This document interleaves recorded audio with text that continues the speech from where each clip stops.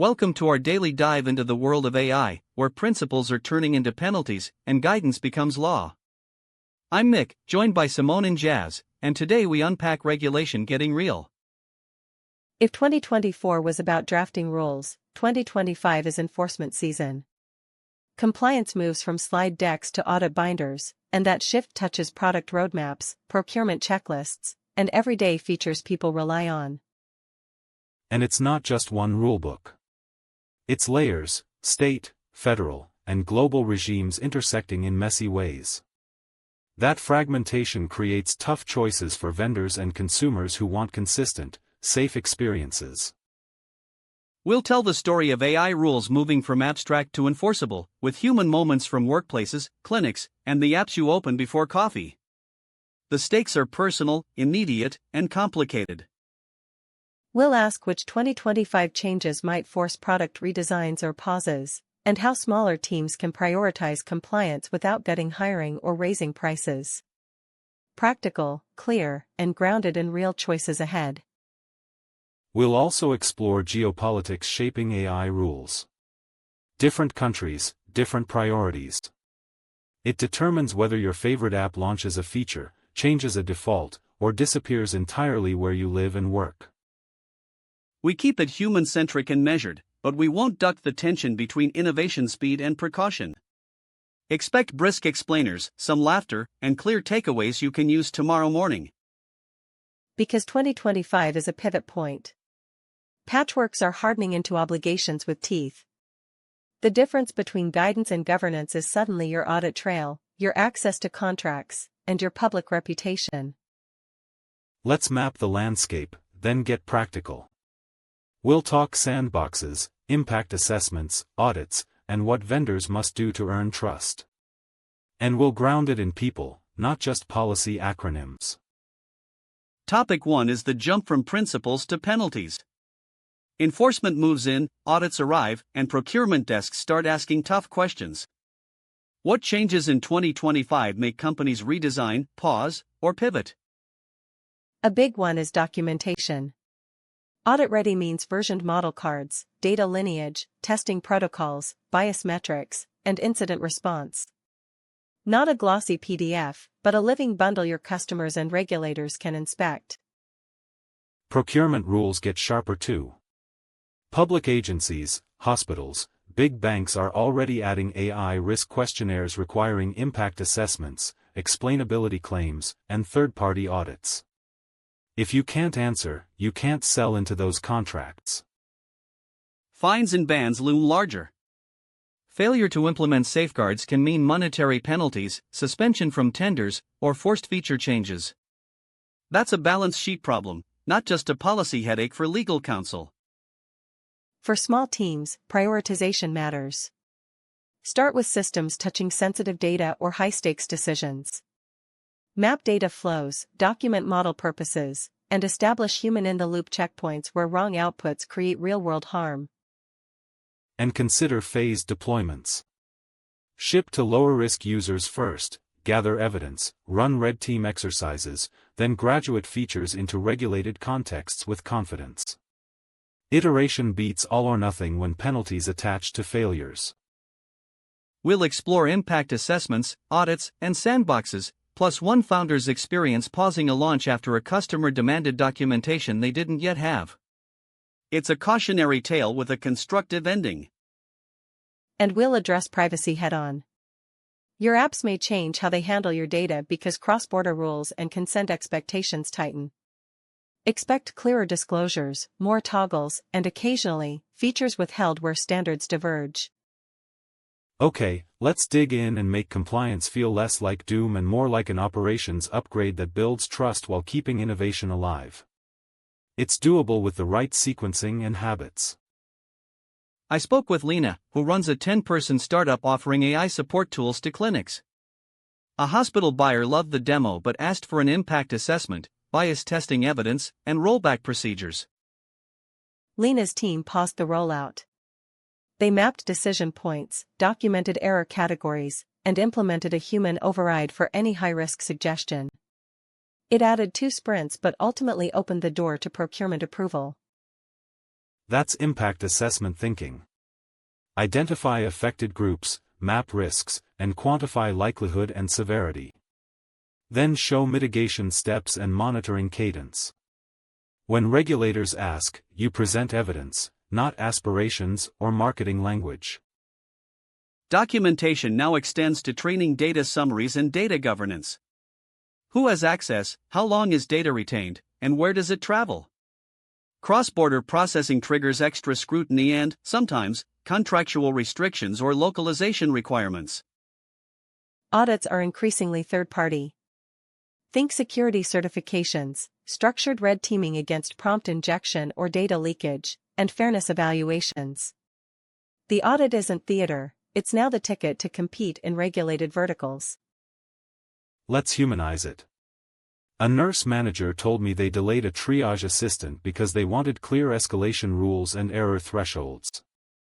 That pause prevented confusion and built stronger trust when it launched. SMEs worry about cost. Reasonable. The playbook is scope, stage, and reuse. Scope to highest risk features, stage rollouts for evidence gathering, and reuse templates for model cards, policies, and vendor questionnaires across customers. Also, lean on sandboxes. Regulators and industry groups offer environments to test with oversight, share learnings, and iterate without full liability. It's like training wheels for compliance, speeding learning while avoiding catastrophic mistakes. Meanwhile, vendors face rising expectations. If you ship a foundation model or safety tooling, buyers want documented interfaces, fallback plans, support SLAs, and clarity on where responsibility sits when outputs go wrong or cause harm. Let's tackle data rights. Listeners ask, will apps change how data is handled? Yes. Expect clearer consent flows, region-specific defaults, and sometimes on-device processing to satisfy obligations while preserving capability and speed. Transparency isn't just a banner. It's model purpose statements, limitations, and recourse pathways. Who do you contact if AI denies your loan or flags your resume unfairly? That information must be front and center. We're also seeing product tiering. Some features roll out in regulated markets later, after additional testing or documentation. That can frustrate users, but it reduces risk while preserving long-term access and trust. Cost pressure is real. But missteps get expensive fast. A failed audit can lock you out of strategic contracts, while a documented process can become a sales asset, not just a compliance expense. Pragmatically, appoint an AI product safety lead, even part-time. Give them authority to stop a launch, coordinate audits, and maintain the risk register. Accountability prevents diffusion and helps teams build steady compliance muscle. And train customer support. When AI contributes to an error, reps need scripts explaining what happened, what's being done, and how to appeal. Regulatory compliance fails if the front line can't explain it. We sometimes joke compliance is the new cardio. It's about endurance, not bursts. Build routines, monthly testing, quarterly audit reviews, post-incident debriefs. The habit matters more than any single document. One more Lena detail. They implemented a transparency widget showing when AI assisted, with a link to limitations. Clinicians appreciated it, and the hospital cited it positively during approval. Simple and powerful. Expect more vendor questionnaires demanding explainability claims. Be honest about limits. Overpromising creates legal exposure and erodes credibility. It's better to specify context, reliability ranges, and available appeals than claim universal accuracy. Another listener question, will these rules raise prices? Possibly short-term, yes, as teams add testing and audits.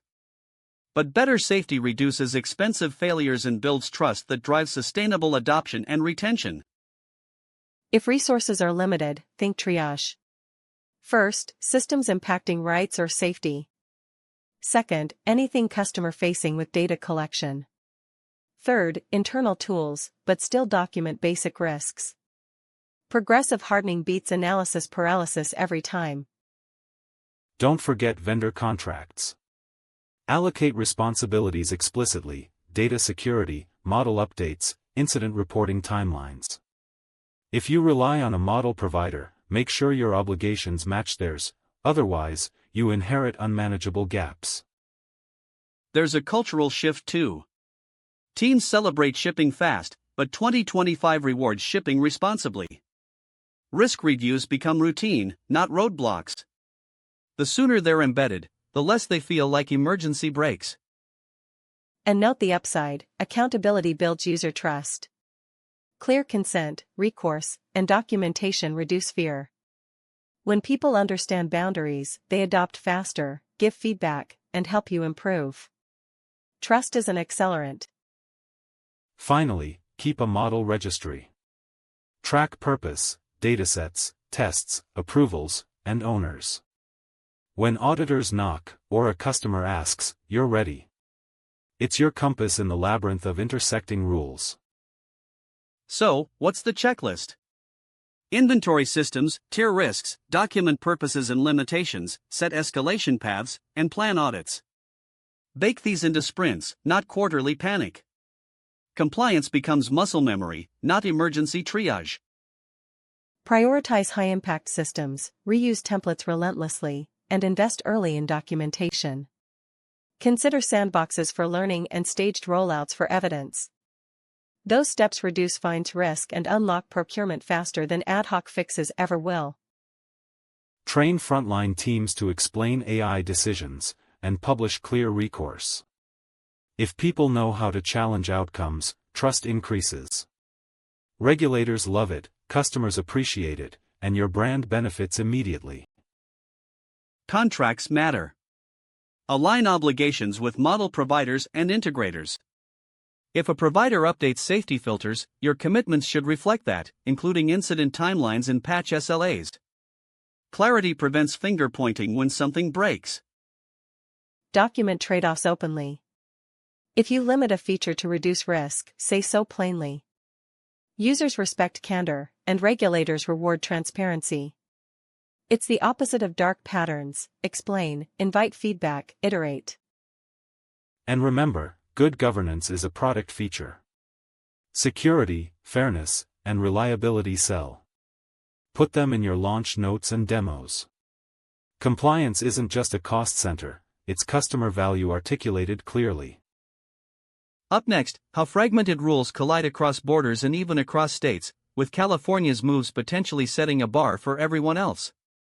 The geopolitics of compliance are here, and they're consequential. Take a breath with us as we widen the lens from the factory floor and clinic desk to borders, treaties, and state capitals shaping how apps behave where you live.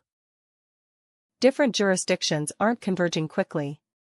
Firms must navigate a patchwork this year, planning for localization, differential releases, and extra documentation depending on destination markets and data routes. And yet, action doesn't wait for a grand bargain.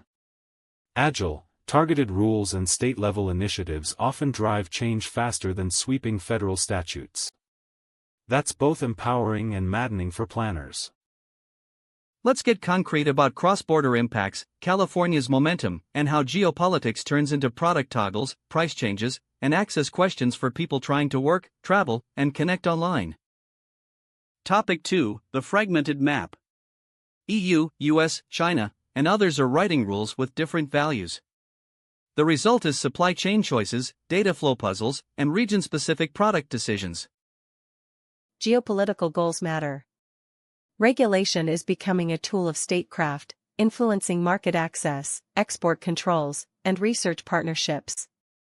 Conferences push for norms, but declarations rarely bind companies with concrete obligations across borders. State-level action adds another axis. California's proposals carry outsized weight because tech companies operate there. When California moves first, practical standards emerge quickly, sometimes faster than federal harmonization efforts can catch up. People ask, will international rules stop my data from being processed overseas? Sometimes, yes. Expect contractual safeguards, additional disclosures, and in some cases, regional processing to satisfy privacy and security requirements. And will geopolitics change your apps? Yes. Features may differ by country, models might be smaller or more constrained in certain markets, and rollout timelines will reflect each region's compliance demands. We also need to talk about catastrophic risk rhetoric. It fuels bold proposals, but the practical changes often land as targeted safeguards, audits, and sandboxed experimentation rather than sweeping bans across everything. Listeners in California ask about jobs. Regulations can change hiring, particularly for startups juggling audits and runway. But clarity can help planning, attracting customers who prefer vetted, trustworthy tools over unproven alternatives. Let's explore practical cross-border realities, consumer impact, and how agile governance can reduce harm quickly without freezing innovation. That middle path is less flashy, but it delivers real, measurable improvements faster. Okay, into the thick of it. Fragmentation isn't a memo, it's the reason your travel app asks for extra consent in one country and switches off facial features in another. Consider a messaging app deploying an AI summarizer. In Europe, they may require explicit opt-in, data minimization, and local processing for premium customers. In other regions, opt-out with cloud processing remains acceptable, for now. Supply chains reflect this too. If a component model is subject to export controls, firms must source alternate providers or deploy capabilities on-premise. That's strategy, not just compliance, affecting latency, cost, and innovation priorities. Cross-border enforcement gaps create opportunities for bad actors. Fraud tools hop jurisdictions to evade oversight, while legitimate companies overcompensate. Users feel whiplash, inconsistent protections, uneven access, and confusing consent flows that erode trust. California's momentum is notable. Local leaders cite serious risks and push for transparency mandates, third-party audits, and model disclosures. When the Bay Area changes procurement checklists, national vendors adapt or risk losing crucial markets. Do catastrophic risk warnings justify preemptive restrictions? They justify targeted safeguards. It's better to mandate testing, incident reporting, and responsible deployment gates than to enact sweeping bans that may stifle beneficial applications. Agile governance helps. Sandboxes allow testing with supervision, red teaming requirements surface vulnerabilities, and iterative rulemaking tightens controls as evidence accumulates. It's dynamic guardrails rather than static walls around fast-evolving systems. Travelers see fragmentation too. Airport kiosks toggle face matching depending on jurisdiction. Some countries require local deletion within hours, others allow longer retention with audit trails. Practical differences change throughput and privacy expectations. Think about remittances. Fraud detection AIs might be stricter in corridors with weaker enforcement, increasing false positives and delays. That hits the very people least able to afford uncertainty and extra fees. On social apps, recommendation systems may dial down personalization where transparency rules demand more explanations. Some users cheer the control, others miss the convenience. Regulation shapes not just safety, but the feel of products. Sectoral versus horizontal rules is another debate. Should healthcare, finance, and education govern AI separately, or should we set broad guardrails for all? The choice affects investment and the speed of responsible deployment. Horizontal guardrails like documentation and incident reporting scale well, while sector rules manage specific harms. A hybrid approach is emerging, with general obligations plus tailored requirements where stakes and data types differ meaningfully. Equity must remain central. AI can expand access, but without safeguards, it replicates bias. Transparency, representative testing datasets, and recourse mechanisms help ensure benefits reach marginalized communities rather than bypassing them. We promised debate. Do you think California's bolder proposals risk overreach, or are they necessary to protect people while federal progress stalls? Quick takes, then we'll unpack with examples listeners can feel. Necessary, if targeted. Preemptive guardrails prevent harms and build trust. But they must be iterative, with sunset reviews. Permanent rules for temporary problems create brittleness that hurts innovation and, ironically, safety. Risk of overreach is real. Overly broad bans can block accessibility tools or language support. The fix is precision, scope obligations to risk tiers, preserve beneficial uses, and gather evidence through sandboxes. Real-world example. A translation tool might face stricter evaluation where discrimination risks are high, like employment or housing contexts, but remain broadly available elsewhere with clear disclaimers and rapid appeal mechanisms. Cross-border data flows are a choke point. Contractual clauses and technical safeguards like encryption and on-device inference are stopgaps. Long-term, firms invest in regional infrastructure to de-risk compliance and latency simultaneously. Procurement again becomes leverage. Governments can require vendors to meet transparency and safety standards, effectively creating national baselines without comprehensive statutes. It's policy by purchase order, and it works faster than legislation. For consumers, the confusing part is inconsistent protections. One app asks for biometric consent in City A, then barely mentions it in City B. Clear, consistent communication is half the battle for trust. Companies can mitigate by publishing region-specific transparency hubs explaining differences. If users understand why features vary, frustration becomes patience, and patience becomes advocacy when safety choices feel thoughtful, not arbitrary. Investors are watching too.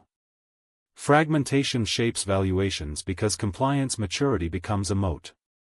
Teams with adaptable pipelines, documentation discipline, and modular architectures can regionalize without rewriting entire products. Let's not forget safety in content ecosystems. Misinformation rules vary, but near-term measures like provenance labels, incident reporting, and rapid takedown protocols can reduce harm without chilling legitimate speech or research. Again, agile oversight is the surprise hero. Start with targeted rules, measure outcomes, iterate.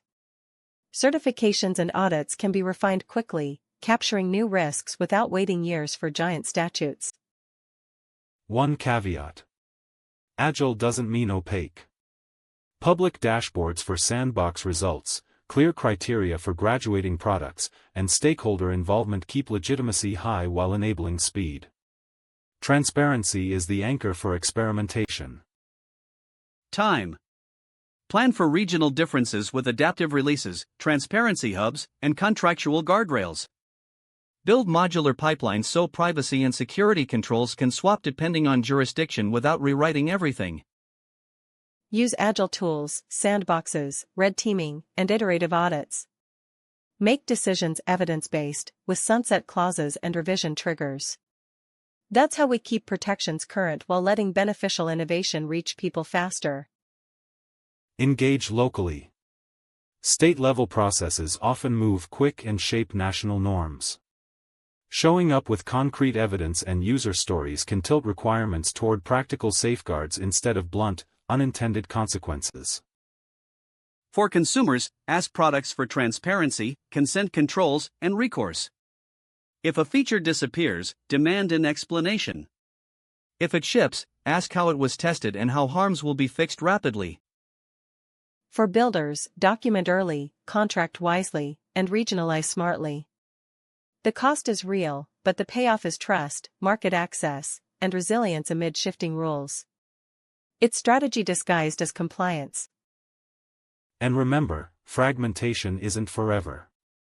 Practical convergence often starts with procurement norms and audit expectations before statutes catch up.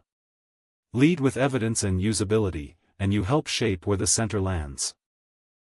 We'll close with actions you can take today, and a few hopeful notes about building AI products people love, because they are safe, understandable, and fair across borders, budgets, and backgrounds. Today we moved from abstract debates to enforcement-ready realities. Compliance is now operational, geopolitical, and personal. It shapes hiring, pricing, features, and your experience when you tap open your favorite apps. Action items for builders: inventory systems, tier risks, document thoroughly, and align contracts. Pilot in sandboxes, iterate with red teaming, and publish limitations and recourse. Treat governance like product quality, not paperwork. For consumers and workers, ask for transparency dashboards, consent controls, and clear support paths. If an AI decision affects you, request an explanation, opt for appeal, and report impacts. Your voice pushes improvements. Engage locally. State and city policies are moving fast, often faster than federal legislation. Bring concrete examples to hearings and comment periods. Precision and empathy win better rules than fear or hype. To policymakers listening, balance matters.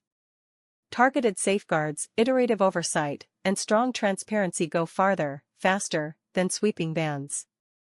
Listen to frontline workers and users, their experiences should calibrate risk thresholds. For teams on a budget, remember sequencing. Do the highest risk things first, then expand. A solid impact assessment and truthful transparency go a long way when resources are tight and deadlines closer. We'll keep covering how rules reshape tools, jobs, and privacy in the year ahead. Subscribe, share, and send your questions. Your stories help us surface blind spots and spotlight practical solutions. Show notes include a compliance starter checklist, a model card template, and links to sandbox programs and audit frameworks. Pick one step and start today. Momentum is your friend here. And if a feature disappears or changes, ask why. Good companies will explain. Accountability and clear communication build trust, and trust is how responsible AI reaches everyone, not just the well-resourced. For now, I'm Mick, with Simone and Jazz, thanking you for listening. Tomorrow, we're back with a closer look at audits and what an evidence binder actually requires. Stay curious and stay kind.